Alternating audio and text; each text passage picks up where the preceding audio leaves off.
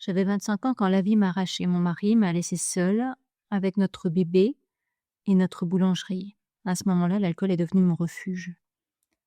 Charles avait 27 ans lorsqu'il est mort dans un accident de la route. Après son décès, tout s'est enchaîné très vite. En plus de mon chagrin, il me fallait gérer la boulangerie et m'occuper de notre fille. Cela faisait beaucoup malgré l'aide de mon entourage. Pour supporter ma nouvelle vie, j'ai trouvé refuge dans des addictions. L'alcool me couchait, m'anesthésiait, m'aidait à dormir. Dormir pour ne plus penser. Pour paraître insensible devant les autres, pour oublier la perte de mon premier amour. La douleur était indicible, inimaginable. Jamais je ne m'étais préparée à une telle souffrance. C'est vraiment quelque chose qui m'est tombé dessus sans prévenir. Est-ce qu'on peut seulement se préparer à la mort de son mari?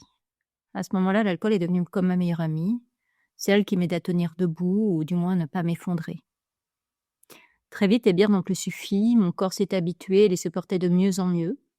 Il fallait quelque chose de plus fort. Alors je me suis tournée vers les bouteilles de rhum, celles que nous gardions à la boulangerie pour préparer les bavas.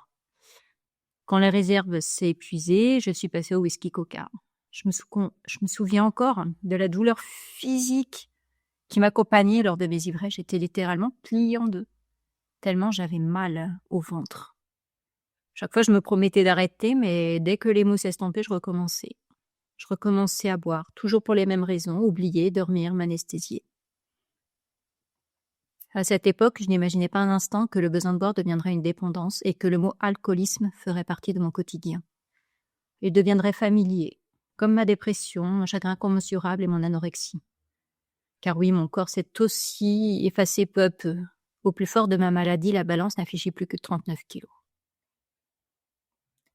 Avant cet accident de la route dans lequel Charles a perdu la vie, j'avais tout pour être heureuse.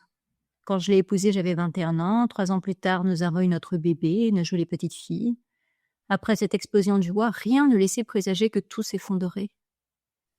14 mois après la naissance de notre fille, c'est comme si la vie m'avait tout repris, d'un coup. Pendant 1 mois et demi, j'ai suivi une cure de désintoxication avant de continuer en ambulatoire. 1 jour sur 2, je recevais des perfusions de glucose pour me réhydrater.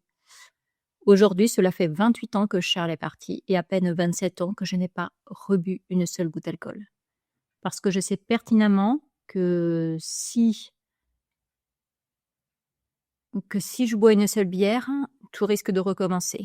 L'alcoolisme, c'est pour la vie. Même les bières nature sans alcool me mettent mal à l'aise. Je préfère refuser quand on m'en propose. Le cerveau est si étrange. Un seul verre et tout pourrait basculer. Ma psychiatre m'a déjà dit que j'étais plus forte que je ne le crois. Je ne sais pas si elle a raison, mais une chose est certaine, je suis encore là. J'ai tenu bon, même si je me sens fragile et que je manque de confiance en moi. Cela prouve qu'il est possible de s'en sortir. J'ai réussi à me relever de situations qui auraient pu et même dû me détruire. J'ai désormais 3 enfants merveilleux et un mari adorable. Je me sens soutenue. Ils connaissent mon histoire et mes combats.